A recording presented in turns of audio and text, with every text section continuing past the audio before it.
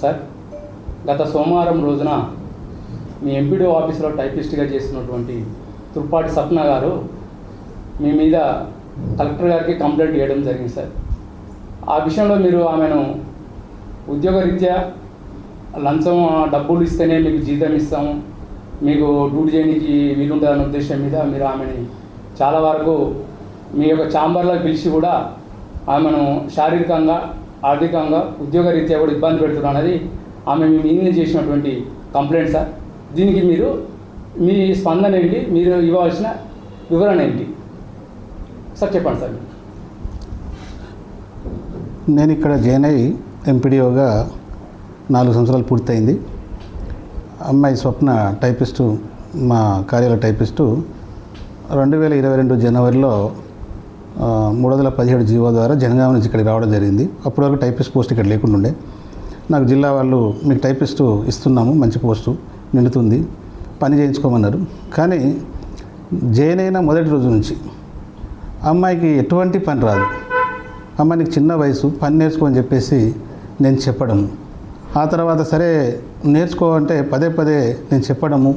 దాన్ని ఆమె కొంత ఫీల్ అయ్యి మందలించినట్టు తనకు తాను నా మీద తప్పుడు ఆరోపణలు చేయడం. నా దగ్గర ఒక 10 మంది మహిళా పంచాయతీ కార్యదర్శులు, మొత్తం స్టాఫ్ 29 మంది సెక్రటరీలు, ఈజీఎస్లో ఒక 26 మంది సిబ్బంది, కార్యాలయ సిబ్బంది, మొత్తం 70 మంది సిబ్బందికి నేను జీతభత్యాలు ఇస్తుంటా, వాళ్ళతో పని చేసుకుంటా. జిల్లా తరఫున నేను మండల్లో పనిచేయాల్సిన బాధ్యత ఉన్నది.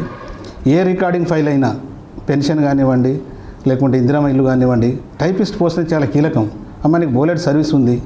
అసలు ఆమె ఫస్ట్ నుంచి వచ్చిన కాడి నుంచి ఎటువంటి పని చేయకపోవడం.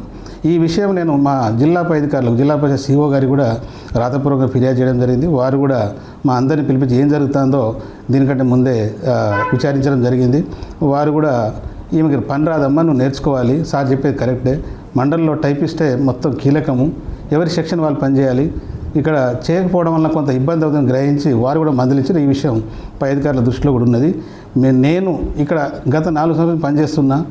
మా కార్యాలయంలో సిబ్బంది కానీ, మా సెక్రటరీలు కానీ ఎవరిని అడగండి, నాపై వచ్చిన ఆరోపణలను తప్పకుండా అవి తప్పని నేను ఎంక్వైరీలో ప్రూవ్ చేయిస్తా. ఇది నేను మీకు మీడియా ముందు తప్పకుండా వస్తున్నా. నిన్ననే చెప్దాం అనుకున్నా, నిన్న వర్షం ప్రభావం వలన ఈ విషయాన్ని బయట చెప్పలేకపోయాను. నాపై చేసిన ఆరోపణలు ఎట్టి పరిస్థితులు అవి నిజం కావు. ఆమె వ్యక్తిగతంగా నేను పని నేర్చుకొని చెప్పడం వలన దాని వెనకాల కొంతమంది ఉండి నాపై తప్పుడు ఆరోపణలను చేయిస్తున్నారని చెప్పి నేను పూర్తిగా దీన్ని ఖండిస్తున్నాను.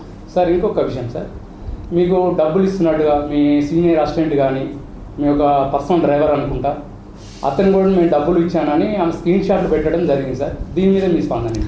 నేను అడిగిన, నేను నిన్న ఆ విషయం నేను ఇప్పుడు కంప్లైంట్ వచ్చిన తర్వాత వాళ్ళని విచారిస్తే వాళ్ళు వ్యక్తిగతంగా, నేను డబ్బులు తీసుకొని పనిచేసే వ్యక్తి కాదు. నేను మళ్ళీ పదే చెప్తున్నా, నేను ఎవరిదైనా ఇంక్రిమెంట్ కానీ, ఏదైనా బెనిఫిట్స్ కానీ, నేను 70 మంది జీతాలు ఇచ్చినప్పుడు ఎవరి దగ్గర తీసుకొని ఈమె దగ్గర తీసుకుంటా అంటే ఇది ఒక నాపై అంటే కావాలని చేసే ఆరోపణ. అన్నీ రాసినప్పుడు ఏదో ఒకటి రాయాలి. వాళ్ళను విచారిస్తే సార్ మా పర్సనల్గా చేయబదులు మేము తీసుకున్న సందర్భాలు అవినా వాటిని మేము ఎంక్వైరీలో చెప్తామని చెప్పేసి వాళ్ళు కూడా చెప్పడానికి సిద్ధంగా ఉన్నారు. అది వాళ్ళ వ్యక్తిగత విషయాలు. నేను ఒక డబ్బులు వసూలు చేసే క్యాండిడేట్ మరీ ఒక మహిళ దగ్గర అంత స్థాయి కాదు. నాకు నా భార్య నౌకరీ చేస్తుంది, నేను ఉద్యోగాలు ఉన్నా, నాకు ఒకటే బిడ్డ, నేను వాస్తవం చెప్తున్నా. నేను ఎవరి దగ్గర డబ్బులు అడిగి పనిచేసే వ్యక్తిని కాదు. మీరు పూర్తిగా తెలుసుకున్నా పర్లేదు. ఓకే సార్, అయితే తను ఏమంటుందంటే అది ఆధారాలతో సహా నేను బయట పెట్టినాను, ఆల్రెడీ కొన్ని సోషల్ మీడియాలో కానీ కలెక్టర్ గారు కానీ అందజేయడం జరిగింది సార్. దీంట్లో ముఖ్యంగా మీదే పాత్ర అని అంటున్నారు. అంటే మీరు పర్సనల్గా రూమ్లో పిలిపించుకొని కూడా ఏదో లైంగికంగా వేధిస్తున్నాడు అనేది కూడా ఆమె ఇచ్చిన కంప్లైంట్లో ఉంది సార్. సార్ దీని మీద మీరు చెప్తా. దీని మీద ఆల్రెడీ గతంలో స్వయంగా జిల్లా పరిషత్లో సంఘ నాయకులు సంఘం వాళ్ళందరినీ తీసుకొచ్చి అడిగినప్పుడు స్వయంగా ఒక జిల్లాధికారి ఆ మాట అడిగారు, అమ్మ నీకు ఏమైనా ప్రాబ్లం అవుతుందా సార్తో అంటే, లేదు సార్ మంచివారు, కానీ పని చేయని చెప్పేసి ఒత్తిడి చేస్తారు సార్ అని స్వయంగా వాళ్ళ ముందే ఒప్పుకున్నది. ఇప్పుడు మరి నా మీద ఇట్లా చెప్పడం అనేది ఆమె వ్యక్తిగతంగా నాపై అంటే పని చేయమన్నందుకు మాత్రమే. ఇది అందరికీ తెలుసు, మా స్టాఫ్లో తెలుసు, కొంతమంది ఇక్కడికి వచ్చే మన ప్రజాప్రతినిధులకు అందరికీ తెలుసు, లబ్ధిదారులకు అందరికీ తెలుసు ఆమె ఏం పని చేస్తుంది అనేది. కేవలం పని చేయకపోవడం వల్ల మాత్రమే నాపై చేసే ఆరోపణలు అవి. అలా కాదంటుంది కదా సార్, తను కావాలనే నా మీద అంత దురదృష్టితో చేస్తున్నాడు. ఆమె ఆరోపణ ఆల్రెడీ కలెక్టర్ గారు కూడా కంప్లైంట్ చేయడం జరిగింది సార్. దీనిపై పూర్తి విచారణలో తెలుస్తాయండి. Okay sir. Okay, thank you.